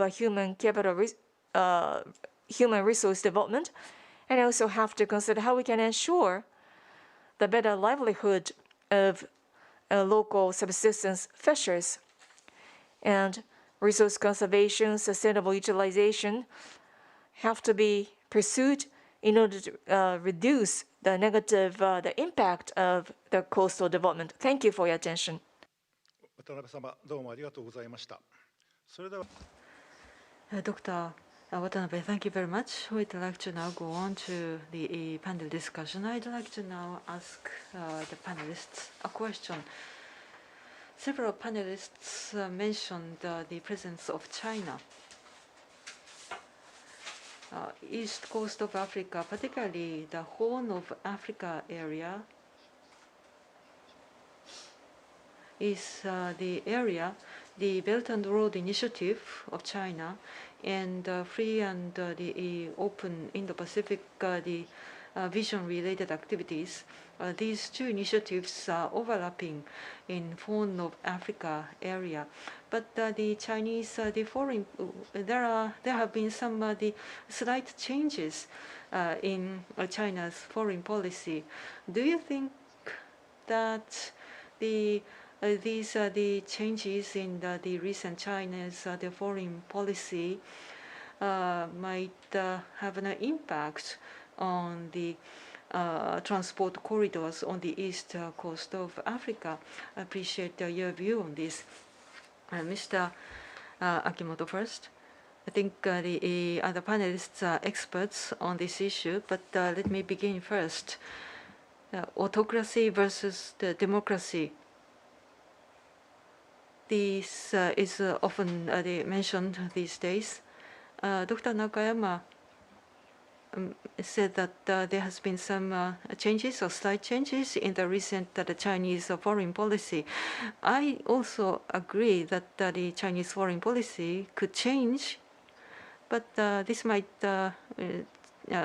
change a little bit. But China's the state security maintenance law concerning Hong Kong, 27 democracies expressed opposition, but there are more than twice as many countries, 56 countries expressed their support for this the law promulgated by China. Of course, such a strong governance might be necessary from the Chinese perspective, but Horn of Africa is most African nations are developing countries, and some countries are suffering from internal instability. Autocratic rule might be useful to govern such an unstable country.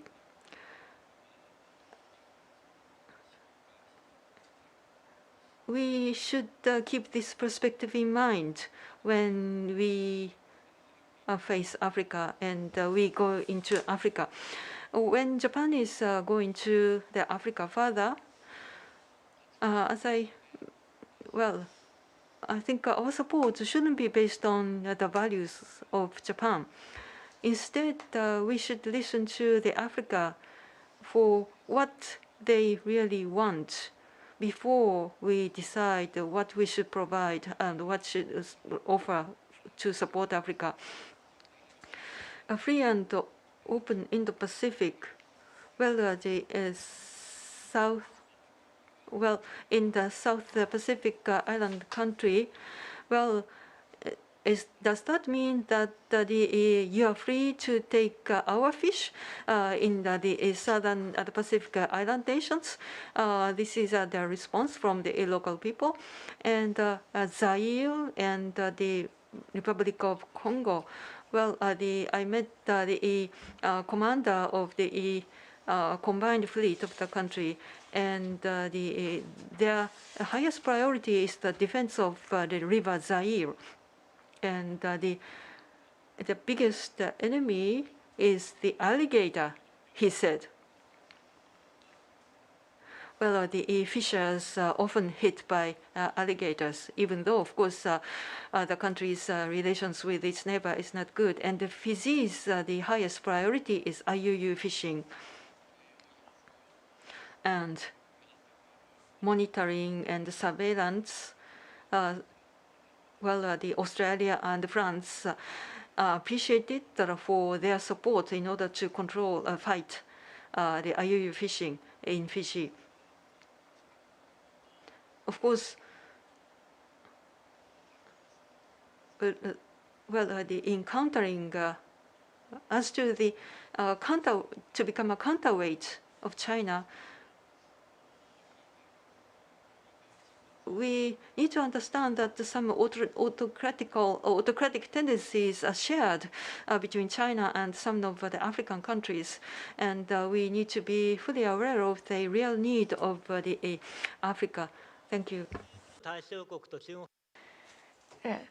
Mr. Akimoto has already referred to the relationship between China and those recipient countries, and therefore their philosophy may not be easy to be received by the recipient countries, and that may be the reason why the development progress is slow. I mentioned about TICAT 7. You might know that in fact more than what was reported. I would say even the intervention by China in the process of the liberation. Remember, the Prime Minister Abe visited China beforehand about the development cooperation in third country, and therefore there is a strong gap between what is officially stated by China and what was actually done. Now, I'd like to turn to panelists that are joining with us remotely.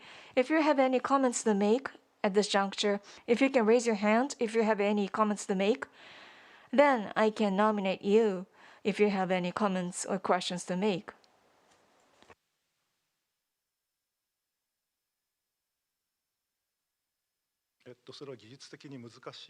Or is it rather difficult to do that, technically speaking?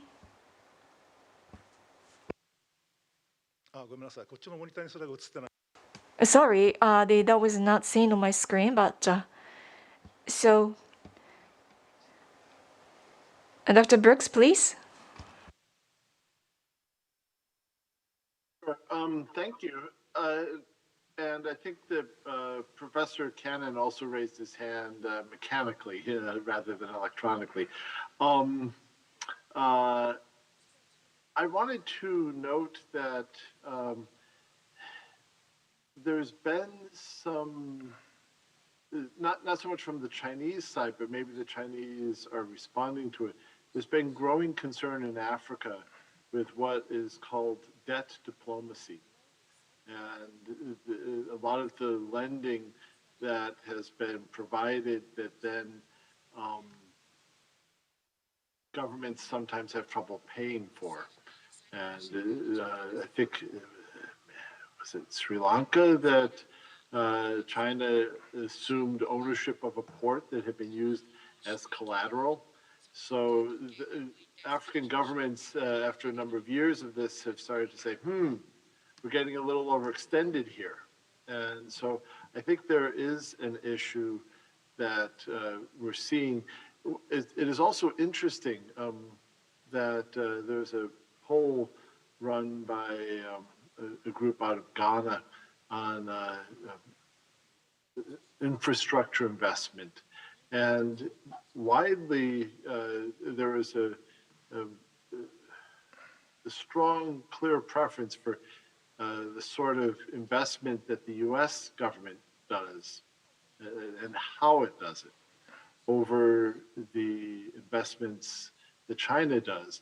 But China's the only one, I should say, China's one of the dominant countries offering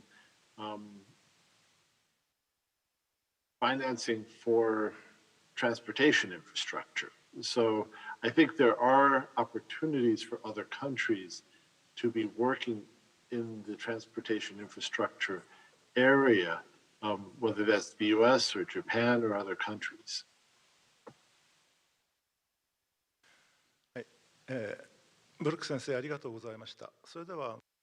Dr. Brooks, thank you very much. Dr. Cannon, I see your hand. Yes, please go ahead.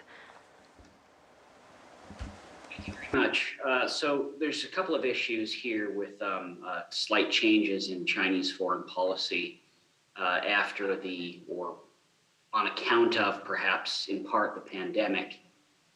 There's the problem of major infrastructure projects that have been started. I'll use the example of the standard gauge railway in Kenya. So that was the first phase of that was built from the port of Mombasa to Nairobi, and then on into the Rift Valley to a town called Naivasha. The second phase is supposed to be built in a northwesterly direction through the Rift Valley up to the Ugandan border, and then eventually have spurs going into South Sudan as well as into Uganda and Rwanda, etc. The work has been stopped at Naivasha. The understanding is, or at least the reports are, that China is unwilling at this point to continue work and to disperse more loans to the Kenyan government for this project. That's at odds with what until very recently was their willingness to continue building railroads in Ethiopia to the north. Now, only part of that has to do with the economic aspects. There are concerns that Kenya may have difficulty paying back the loans, but I would say those worries are likely more pronounced in a country like Ethiopia and its lack of hard currency. So it's the economics is just one side of it. The politics is likely more of an issue, and where Kenya seems to have somehow ruffled feathers in Beijing, and therefore the second phase of the standard gauge railway is not going forward. The other issue is something called wolf warrior diplomacy. I'm sure you've heard of this. This is something that we saw a sharp spike in at the beginning of the pandemic, but there are some opportunities in places like East Africa for this nascent grouping of the free and open Indo-Pacific, which the other panelists highlighted as far as the Quad or AUKUS or Quad Plus, all these others. And I'm pointing particularly to the Horn of Africa here and the issue of the de facto independent Republic of Somaliland. It's internationally unrecognized, but de facto independent from Somalia. They opened diplomatic relations with Taiwan in June of last year, June of 2020. And this provoked a very serious reaction from Beijing. And you can read all about this in the press, quite interesting, the dynamics behind this. So there have been some potentials here for states that are willing to go out on a limb, if you will, and maybe support states like Somaliland diplomatically or politically, or even more importantly, in small economic fashion. And this is something that may contribute to something of a more balanced picture in Eastern Africa. I'm not suggesting that major infrastructure projects should be undertaken by a grouping of the Quad states. I don't think they have the rationale to do so in a way that China does. So I'm not saying that they should copy China, but I am saying that there are some opportunities on the political economy front or the diplomatic front to nudge African states in a direction perhaps that is not so close to China. Thank you very much. キャノン先生、どうもありがとうございました。他に手を挙げてらっしゃるパネリストの方。Dr. Cannon, thank you very much. I see no hand further. コメントでしょうか。お願いいたします。はい、Yes, as was mentioned by Dr. Brooks about the trap of debt, I'd like to refer to that, as you may know, since around 2018. As Dr. Brooks referred to, that was about the point in the Sri Lanka that it started to draw attention, according to Hudson Institute. And then Vice President Pence's speech, he also harshly criticized the initiative, and then China also thought that was not a good way to proceed, and therefore, at the time of the second BNR initiative, the summit in April 2019, they tried to make some excuse that they tried to justify it was not a trap of debt, and therefore, such activity, it seems to be somewhat subsided. But in October, you may know, William and Mary University of the United States conducted a quantitative analysis, and in the recipient countries along BNR initiative, the 40 countries received the aid from China, which was equivalent of the size of a GDP, and therefore, although China made an excuse, actually those countries continue to be the recipient of the aid that is so huge that could lead to the trap of debt. Now, I'd like to encourage interaction among panelists rather than me asking questions. If you have any questions to other panelists or any comments, please. Anyone who can break the ice, and then after that, I would not nominate who to answer, so hope you would enjoy interaction among you. So anyone who is willing to start off. Yes, Mr. Aizawa, please. Thank you. Since this is such a great opportunity, I have a question, Dr. Brooks. In your report, you mentioned the U.S. development aid, and because of practical issues, it is not in progress in Eastern Africa. On the other hand, on the part of the U.S. government, the geographical scope of free and open Indian and Pacific Ocean seems to have some gaps, according to the report that was referred to, and also a DoD report. I read them, and the range or scope was specified. Yet, on the other hand, in October 2018, when the Vice President Pence made a historical speech, he referred to up to India to the west. From security point of view, in fact, that is the scope to be covered by U.S. The forces, and therefore then there is the boundary between India and the Africa. But what I want to mention here is about the geographical scope of FOIP. It should include the Africa, yet don't you think the U.S. government does not include Eastern Africa within the scope to be covered from security point of view?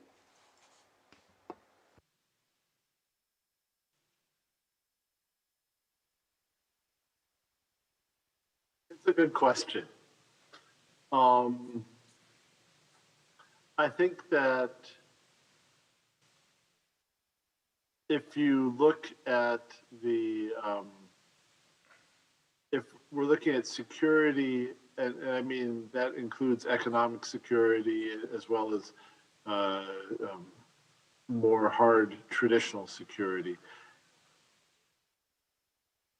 It's strange to have it just go kind of halfway across the ocean and then say, okay, we're done here. I think that these, it would make sense to think about how to integrate the eastern side of Africa that provides the western boundary of the Indian Ocean. I think some of what we are seeing is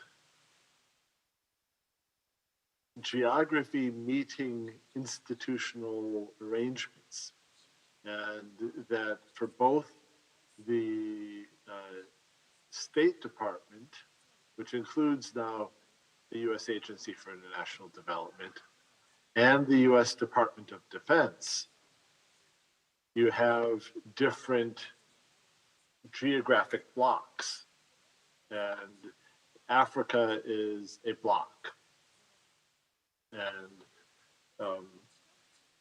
West Asia is a block, and South Asia and East Asia and Pacific. But you have these blocks that show up in our what are the bureaus for Africa, the Africa Bureau in USAID, for the State Department, the combatant commands in DoD. And so these tend to be, I think the difficulty is that even if it makes sense from a geographic perspective, there's a question of how do you bridge these the boundaries of these institutional allocations. So it's a really good question, and I was honestly surprised to see that was not that was basically ignored by the kind of the U.S. development community, because it provides a very interesting framing and a lot of alignment with what the U.S. diplomacy and development priorities are in Africa, and especially around good governance and economic well-being.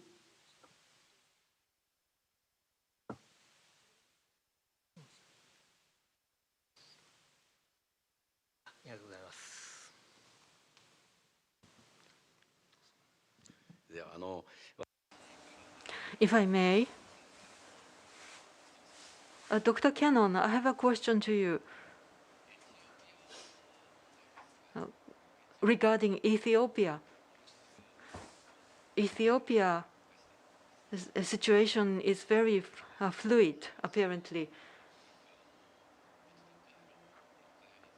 In developing the transport corridors in East Africa, I think Ethiopia's situation may have a great impact in order to connect to Djibouti or down to the other countries. Ethiopia's situation is very critical, but how do you evaluate the impact of Ethiopian situation on the projects developing transport corridors on East Africa? Question. Right now, obviously, it's affecting them a great deal. My understanding is that the loose grouping of rebels, I guess we'll call them, led by the Tigray Defense Force, is still miles away or hundreds of kilometers away from the main rail line that runs from Addis Ababa to the port of Djibouti. Now, if Ethiopia fragments is the big question. If it fragments along ethnic lines, then what does that mean as far as the development of transport corridors? I don't think that this is the possibility that is most likely to happen in the next few months or years. I think what will happen is you'll either have the government in Addis Ababa under Prime Minister Abiy either be able to push back the various rebel groupings depending on the amount of support they get from external states, such as China and Turkey, or you'll have another reprise of 2003 and the overthrow of the Marxist Derg by a grouping of ethnic groups under the leadership of the Tigrayans. If that's the case, if either scenario comes about, you're still going to see major emphasis, regardless of who takes power, on those transport corridors. After all, Ethiopia is 90% reliant on the port of Djibouti for its imports, and thus it's critical to any government that runs the country. In terms of the southern transport corridors, the nascent Lapset or Lamu port, South Sudan, Ethiopia transport corridor, this has never been a viable transport corridor up to today. It's been under development. It's been talked about at length for the past 10 years. But beyond developing some of the port facilities in Lamu, which my understanding is the Chinese are doing this, this corridor does not have the transport viability that, say, another transport corridor in northern Ethiopia would have.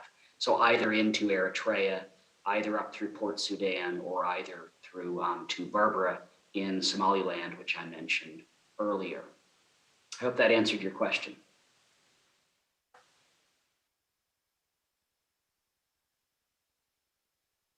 Thank you very much.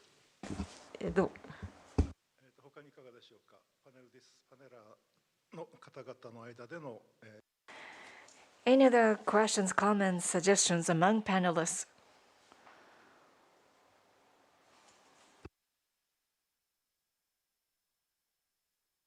May I? Yes. Dr. Cannon and Mr. Akimoto, I have a question. First, Dr. Cannon, JICA and Ministry of Foreign Affairs, METI, JETRO are the organizations that you conducted survey and analysis about the use and frequency of the FOIP. And it was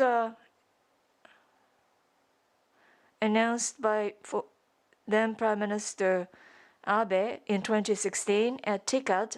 And after that, at METI and JETRO, reference to that terminology, the key term increased, but it appeared that it decreased in JICA. What do you think was the background? Was it because a port development was over, so that now there is more interest in the actual business activities?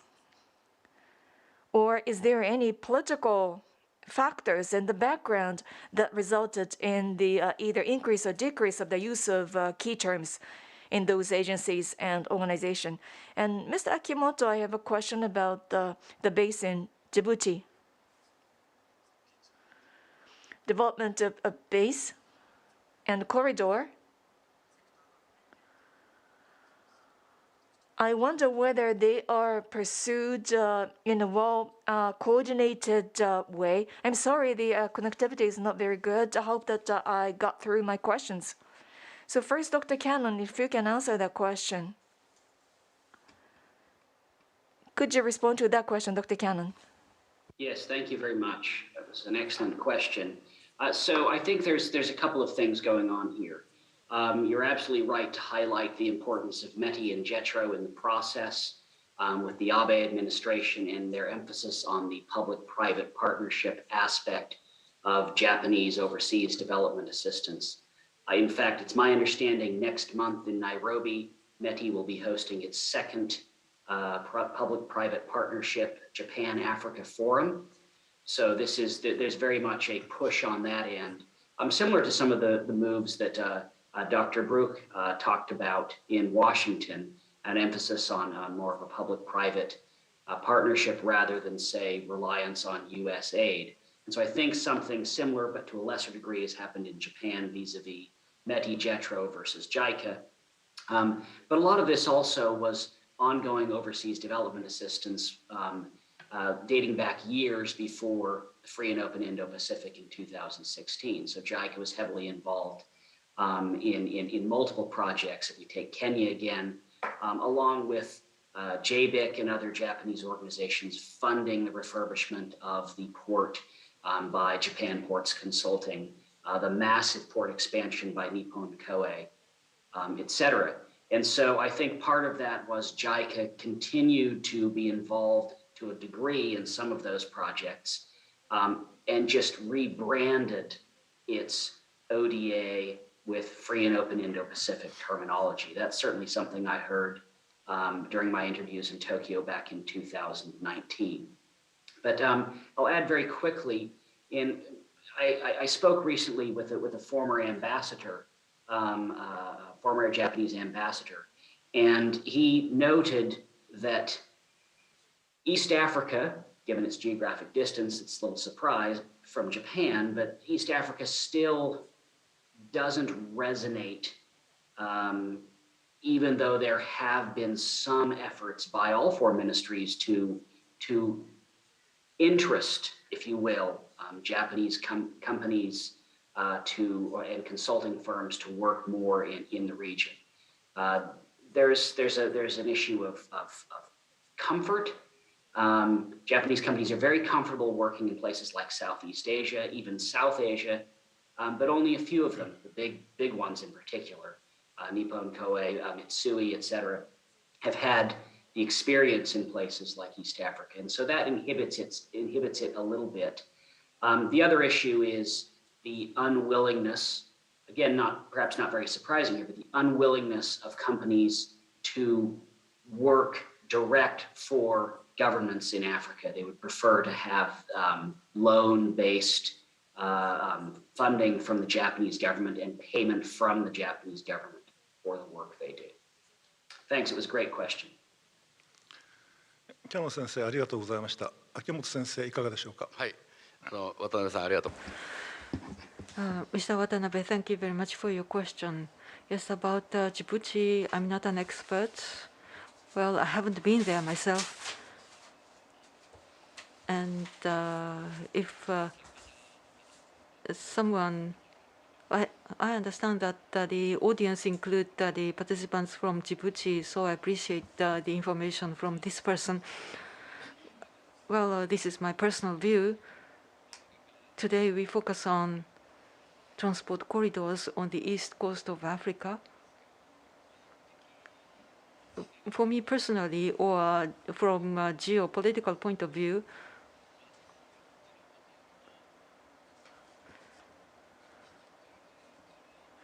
access to Africa is cheaper going through the Red Sea and the Mediterranean Sea, because going from Asia to go to the Mediterranean Sea to reach Europe, this is an established sea route with well-developed port facilities along the line. So this could be better utilized in order for Asians to access Africa. Of course, so in that sense, Djibouti is very interesting for me. And maritime self-defense force units are deployed in Djibouti. And according to my knowledge, next to this base is a large international port, which is now operational, and China is already making huge investments there as part of the BRI. And this can be further connected to Ethiopia. Of course, the state of progress of this project is not known fully to me, but so further going down to south, we reach the ports on the eastern African coast. So this route should also be taken into consideration. Thank you. Mr. Akimoto, thank you very much. So it is a very short comment, please, Mr. Aizawa. It's I think Dr. Cannon already answered a very in a right manner, but if you open the page 12 of my presentation, after FOIP announcement, what was the response to by the Japanese government? Well, instead of initiating something new, they simply changed the labels of the government projects. So that's exactly what Dr. Cannon explained. So this is the situation that how the Japanese bureaucracy responded. So we can introduce the one or two questions from the audience.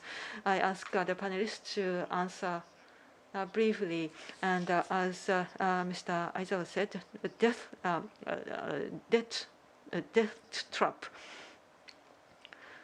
So I agree with Mr. Aizawa's concern, but how the United States and Japan can respond to the issue of the trap of dead trap, and is it impacted by the Japanese private investment in some way?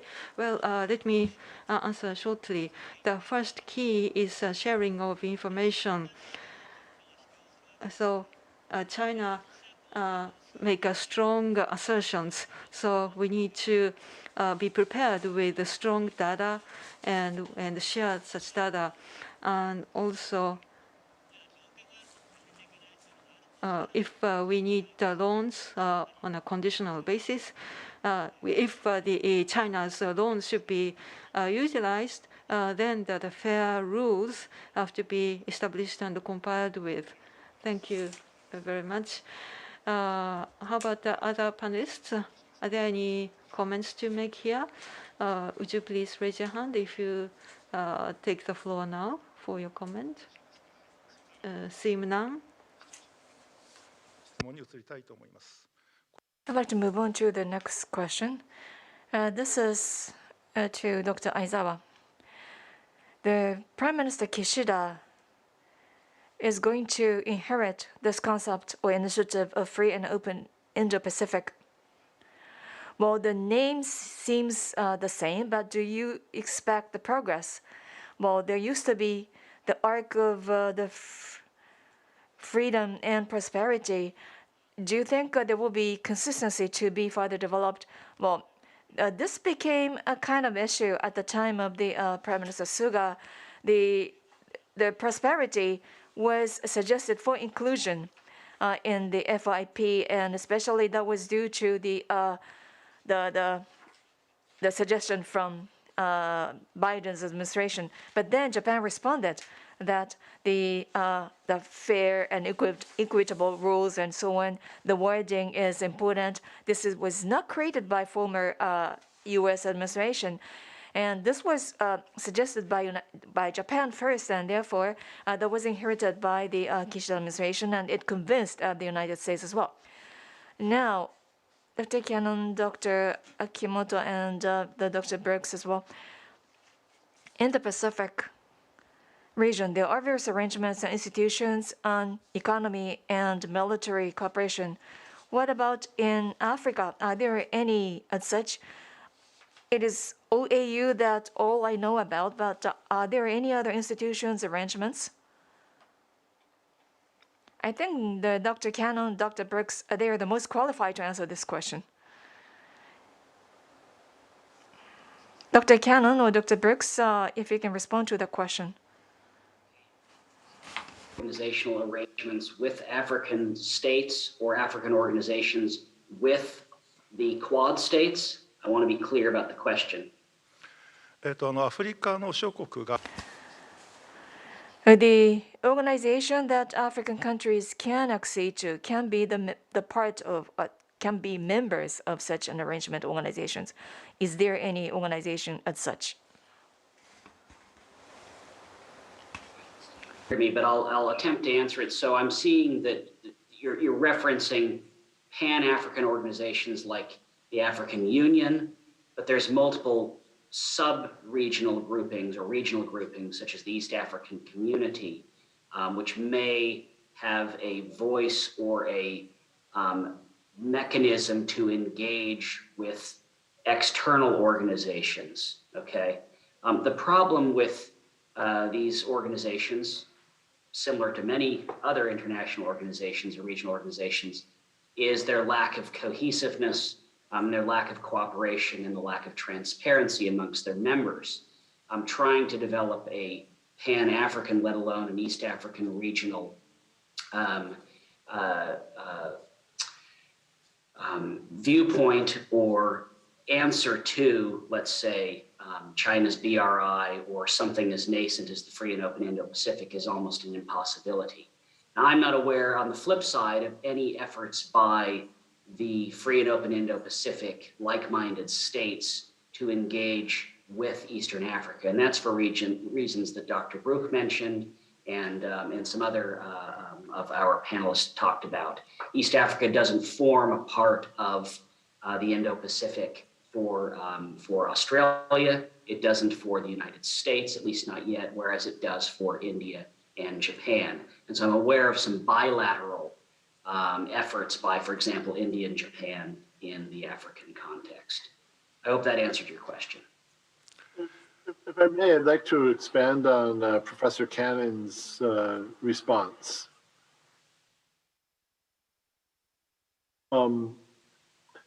I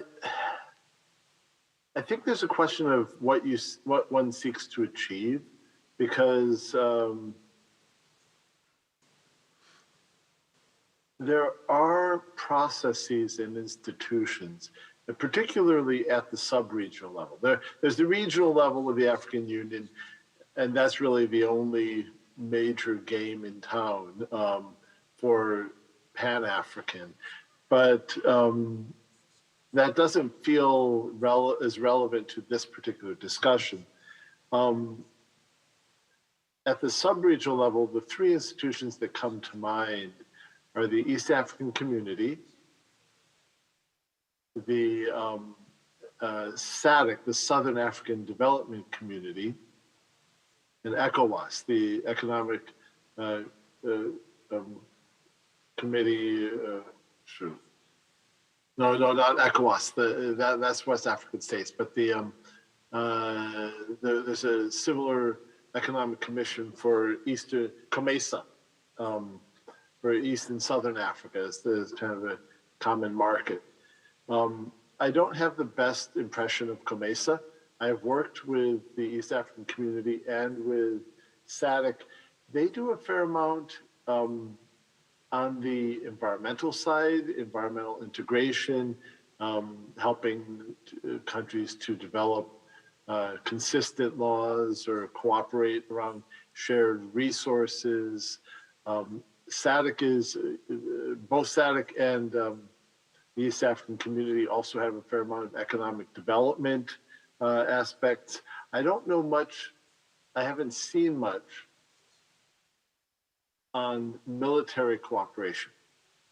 And I think that that's the military side of things is primarily through the AU, I would say, and the peacekeepers. But there's relatively little military cooperation. But I think that the economic integration that one sees in East Africa and in Southern Africa, I think there are some interesting avenues there, not necessarily from the security side, but more from the economic development side. The other thing that I think is very interesting, I don't know how it fits into the big picture, is that the U.S. has, we project our military all over the world or in many places around the world, and we have different combatant commands. And CENTCOM and PACOM for the Pacific. AFRICOM is really interesting in this respect because it is ostensibly for the U.S. military combatant command, but it is jointly supervised by DOD and by the State Department. And it sees the military engagement as also part of development. And I think some of that is in kind of winning hearts and minds. Some of it is the ability of military assets to be used for humanitarian assistance.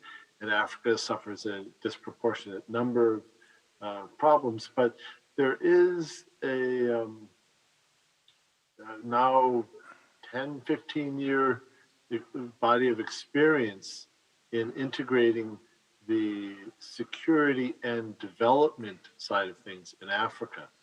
And I don't know how that fits in because that's how the US is engaging on these issues. There isn't a direct counterpart. AFRICOM works with the military in this country or military in that country. It's not, there's a similar African counterpart. But I would be intrigued by what the opportunities might be, especially around the East African community for this discussion. ブルック先生、どうもありがとうございました。Dr. Brook, thank you very much. Well, we have used up all the time. I wish we were able to introduce all the questions. In fact, we have received numerous questions, but most of the questions related to the issues that only government officials will be able to answer, or because of the theme of today, we wouldn't be able to answer the many of the questions we have received, and I needed to choose only questions that today's panelists would be able to answer. We are almost running out of time. Unfortunately, we need to close the panel discussion session. I appreciate on behalf of the co-organizer, Global Infrastructure Fund Research Foundation, I'd like to once again greatly appreciate all the speakers today. Thank you very much. And also extend my great gratitude to the co-organizer, the Sasakawa Peace Foundation Ocean Policy Research Institute for their dedication. Thank you very much. Dr. Cannon, Mr. Akimoto, Dr. Brook of Environment Law Institute, Captain Aizawa, Mr. Kobayashi, Dr. Watanabe, and Dr. Nakayama, thank you very much. This concludes International Online Conference, Transport Corridors on the East Coast of Africa in the context of the Free and Open Indo-Pacific Vision.